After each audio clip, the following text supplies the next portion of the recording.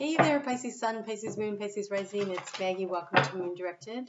Here we work with energy to see how we can best utilize it to move our life forward in the most positive way possible. For the Pisces that are having a birthday this week, I really want to wish you a happy birthday, nice solar return, and really hope that you can tap into this energy this week to really use it for your highest and your best good for the year ahead. So today we are going to talk about February 22nd through the 28th. There's a lot of things happening. Hold on. Yes? There's a lot of things happening astrologically speaking this week, but the overall energy is kind of this Mars trining Pluto energy as we're like leading up into that energy. And so this is the wrapping it up, getting things done, completing things, projects, and also facing your fears and figuring out what it is that you need to do to transition through that so that when we complete this week with that full moon in Virgo, your opposing sign, you can really use that energy to clear space, to get ready for that new moon that's coming up in a couple weeks in your sign. And so it's an opportunity to organize and release and let go of what doesn't work and to create space for what it is that you want to bring in, because that new moon is going to be very potent in general for everyone, but particularly for you. All right, so let's get into what your overall energy for the week is.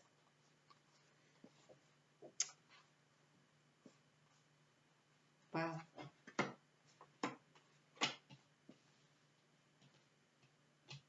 All right, Pisces. Okay, so completing projects and being aware. It's going to be a big deal. Let's get into the cards and see what's going on here. Oh, it's not good when you drop the camera. It's never good to drop the camera. All right, so, I mean, it starts out, the first card that came out that was very nice is this Three of Wands energy. This is having a vision for the future. Staking your claim. She's sitting there calmly looking into a crystal ball with the three wands behind her, and she has support, but it's a small lion. It's not a, it's like a lion cub. So it feels like a new project and a small dragon and a small candle, which should all represent your inner courage, your inner creativity and ability to the fiery energy of the dragon, and then the flame of your spirit guide. But that one's burned down, which means that you've been receiving a lot of information and guidance along the way.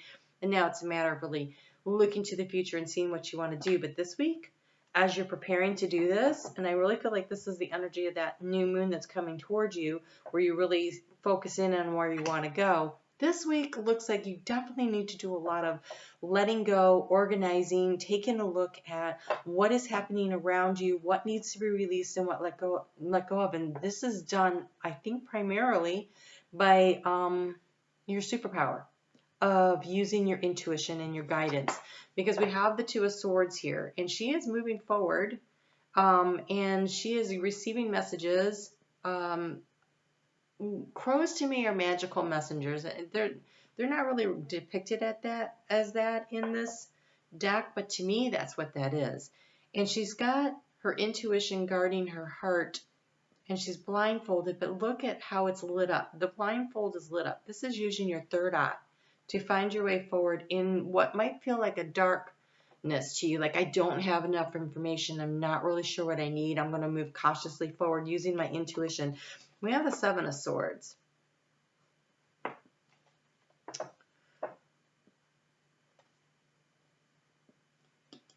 What's interesting about the Seven of Swords is that it's almost as though information is being brought to you.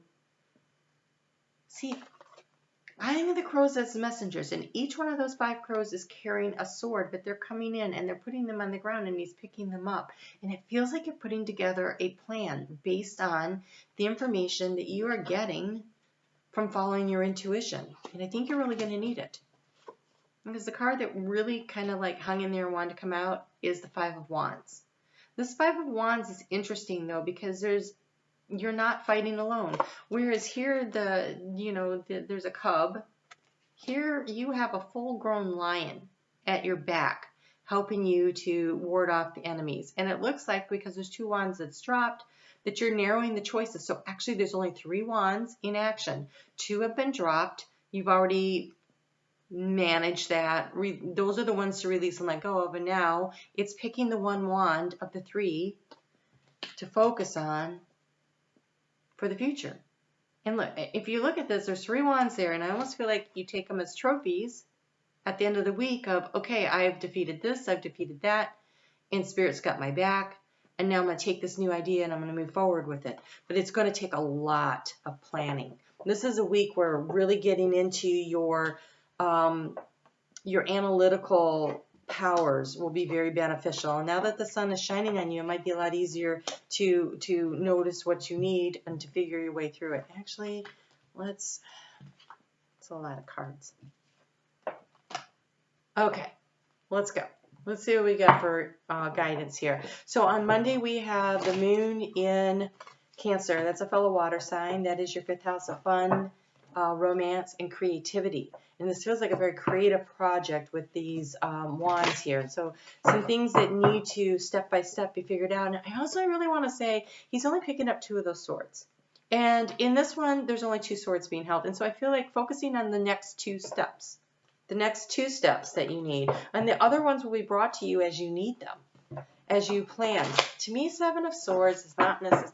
Okay, it has a reputation, right, as the liar, thief, cheater card, but it's really using your intellect to find your way through a situation. And when Spirit is bringing you the information and the guidance to help you along the path, that is a good thing. So it's not necessarily a bad thing. It's about using the power of the intellect in conjunction with your intuition. So the moon is going to be in sextile with Uranus on Monday and then opposing Pluto on Tuesday. And so there's this energy around this of sudden changes and opportunities and things that are going to transform. And so there's a need to really focus in on what it is that you are afraid of, facing your fears, but Uranus and Pluto can help you to release them, to create this plan. What is the way through? Because hanging on to your fears will allow you to manifest your fears. Releasing your fears will allow you the room and the space to manifest what it is you want to bring in and not what you don't want to bring in, which is really key here. And so this is creating that safe, healthy boundary around yourself, knowing that you are protected by Spirit and you can create for yourself what it is that you choose to create, focusing on what you want, not on what you don't want. Releasing the fears and trusting. Okay, and again, this is using your intuition to get the information from Spirit and knowing what the 1 or 2 steps are, but maybe not. It's like having this big, broad plan ahead of you, but not necessarily knowing all the steps along the way, because you have, and these look like crows again, right? And it says, I let go of all expectations. I let go of the fears. I let go of the expectations of disaster. I let go of the expectations of what this has to look like. I just need to know what my 1 or 2 next steps are on the journey to this thing that I really and truly desire, that I am focused on, that I am asking for guidance from Spirit on. The moon will be void of course from 11:54 p.m. on Tuesday night. That's Eastern Standard Time, until the moon moves into Leo at 7:23 a.m. on Wednesday. And so that's for those of us over here, you know, North America and South America, in those time zones, that's pretty much overnight hours. So really paying attention to your sleep, into your dreams. What are you dreaming? Going to bed with the intention of, I will receive messages in the dark. I will receive messages in the nighttime that will help me out to figure out what it is I need to do in the daytime. So it's that night into day, right? Because when you wake up, that is the energy of the sun, the moon in Leo. And so what can I get? What kind of information can I gather overnight that will help me so that I can use my willpower and my focus on what are the next 1 or 2 steps I need to take to move in the direction that I need to go, that I want to go. Ooh. Okay, so you have a really, wow. You have the Siren's Temptation. I feel like there's a lot of opportunities. When we see this Five of Wands here, there's other things coming. And so I almost feel like the temptations are, what do you want to focus on? Distractions. It feels more like distractions than temptations to me. Like, it is going to be important to focus, to really focus on what it is that you want and not be distracted by the noise going on around you of other people and whatever it is that they want to prioritize. Okay, my nose is itching big time. Whatever it is they want to prioritize, is you need to focus on what you want to prioritize and look for the next couple of steps. And you have Brigitte, which is about healing. And this is that beautiful healing energy that is innate in a Pisces. And so this is a time to pull in your own energy, heal yourself, get the guidance and the information you need, trust what's moving forward, and let go of your expectations of what exactly everything has to look like. Oh, and timelines. I just heard release. Okay, release about what you feel the timeline of this needs to be. Divine timing is at work. I'm hearing divine timing is at work. So there's something that you're like, well, why isn't this happening? Why aren't we making progress? Why does it feel like I don't have enough information? And it's because maybe the healing isn't necessarily your healing, but maybe it's the healing that something else is happening. In order for the pieces to fall into place, maybe something else has to be put into place with somebody else to offer an opportunity it could be in any arena of your life, because we are talking about Pisces season and the sun is shining on all the parts of your life right now. But with Pisces, when we have the moon going through the places it is right now, that is the house of fun and romance, of work-life balance, of health, and then partnership with that full moon. So partnership can be business and it could be personal. But when that moon moves into I want to talk about Venus for just a second. Venus is going to move into Pisces at 8:11 a.m. on Thursday, and she is a big player. She is a big player this month for you, because when that new moon happens in your sign, she is in conjunction with Neptune, only 4 degrees away from the new moon. And so Neptune, of course, rules Pisces. And so there is a lot of energy of building toward making that dream, that wish, that goal come true, and having the ability to plant the seeds of intention that will have some longevity to it, because Venus knows what she wants and she knows how to get it in finances and in relationships. So it really doesn't matter what area you're really focused on, but it's time to start thinking about what is the next 1 or 2 action steps. And the moon is going to move into, I want to go back to Mars and Pluto also. Even though it's got this whole get it done thing, it is also a power struggle, which is kind of like that Five of Wands energy. So that's something to be aware of this week too, that there might be a power struggle, especially once that moon gets into Leo. People kind of get into their I am the king of the world attitude for a couple days. And so there could be a real power struggle going on around you. So something just to be aware of also. All right, so when the moon moves into Virgo, it does it at 12:09 p.m. Eastern Standard Time on Friday. And that moon opposes Venus. Again, like I said, she's a big player. And so it is, the moon in Virgo says, how can we organize this? How can we make a plan? That's that Seven of Swords energy, right? How can we make a plan here? And Venus is looking at the situation from what is your heart's desire and what do you want to make a plan toward that. So your energy around that, your advice is, okay, so life, death, and rebirth. That's that full moon in Virgo that happens on Saturday morning at 3:17 a.m. And so this is the releasing and the letting go and the clearing of space, because Virgo is a very nurturing, I think of it like the cosmic gardener almost. Like it will go in and it will prune out what doesn't work. It will put things in order. It weeds things. It keeps the beds nice and straight.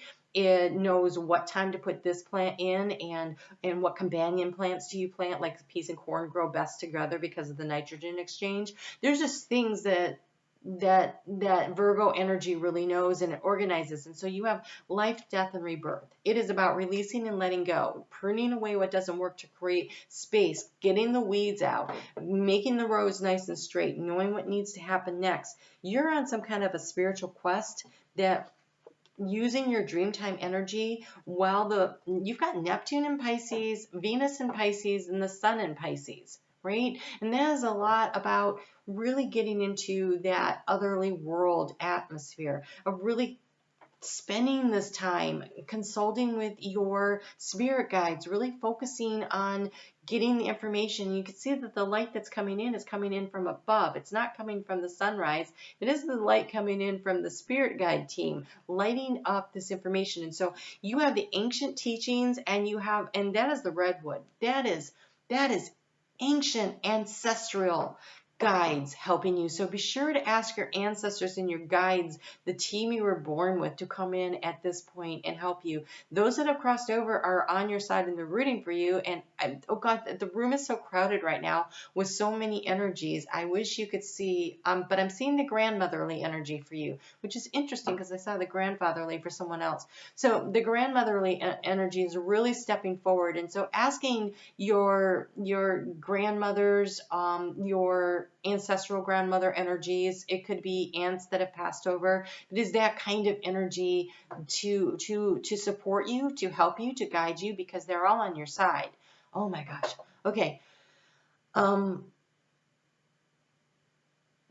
Oh God, they're sending so much love. It is such an intense wave of love being focused on you. So really reaching for that ancestral guide energy. And then you have a spirit quest. So they are backing you up. They are here for you. You know, let go of your expectations of what you are afraid might happen and focus instead on what it is that you want, because you have maintained hope, the iris. This is a nice early spring card, right? This is very Pisces in the northern hemisphere kind of card, where you start to see things start to pop through the cold of the winter and the snow and start to show its face and let you know that there is a change coming. There's a change in seasons, right? At the end of Pisces season, we have a change in seasons. There's change coming. So maintain the hope. It's the life, the death, and the rebirth process that is going on right now, and really focusing in on it.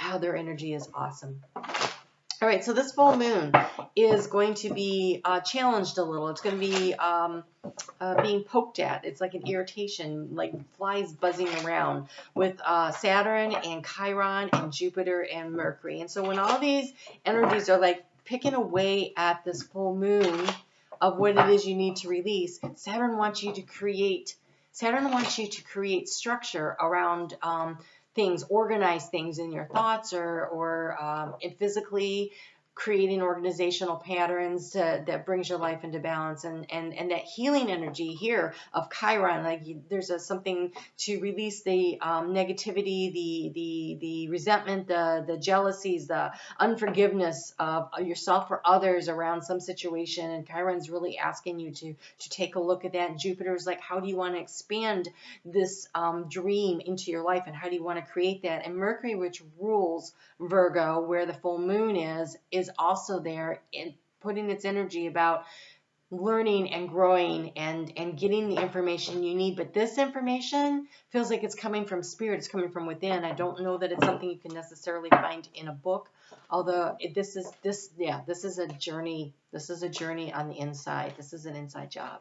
So all right, so this full moon is going to release a lot of power for you in your chart around partnerships, business or personal. So being willing to let go of whatever's blocking you, your insecurities, your doubts, your confusions, and focusing on what it is that you want and the next 1 or 2 steps forward in any of those areas. There is a need to purify, right? It's the purity snow moon that's coming in. And so this is about understanding that there's rest, and this is a time of letting it go, but we're getting ready to shift, change, and grow.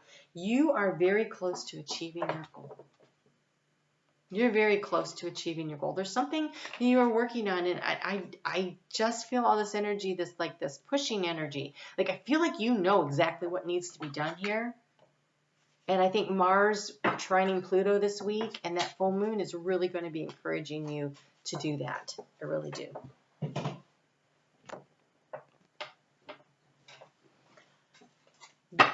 That was heavy. Okay, so I guess it's because your birthday. All right, so you get a little extra guidance here. Also, as we complete this, we have do not do not fear or doubt the new paths ahead. Release your fears and release your expectations and be willing to go for it. Ooh, you have the Lotus. Stand still now and listen to your life. That is this. Listen to your life, your lineage. They're here and they're trying to talk to you. And you have baby's breath. Everlasting success is assured if you remain honest and true. And this is honest and true to what it is that you really want. Focus on what you want. Let your fears go. Do not fear or doubt the new paths ahead.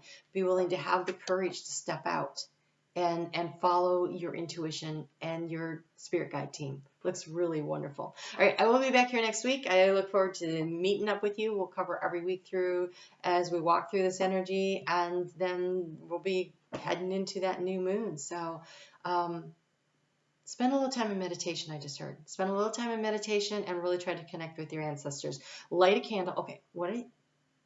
Okay, so they're showing me, they're so cute. Oh my God, all these little grandmotherly characters, they're so adorable. Okay, so they're sitting in this circle and there's a candle in the middle and I see you sitting there in the circle with them and you're focusing on the candle and they are whispering and talking and they are telling you things. So spend a little time in meditation with a candle and imagine your ancestors and your guides there with you. They're just so cute. All right, you guys have a great week. It looks amazing. It really does. You take good care, and we'll talk soon.